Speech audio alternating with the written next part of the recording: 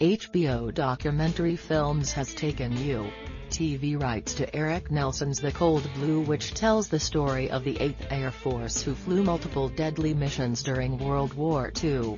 The doc will air in June 2019. The doc, from Paul G.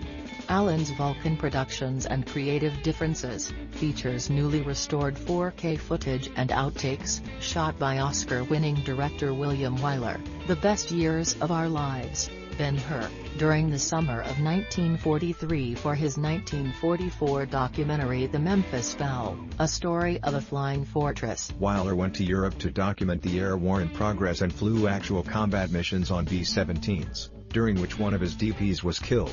All of this raw color footage was recently discovered in the vaults of the National Archives.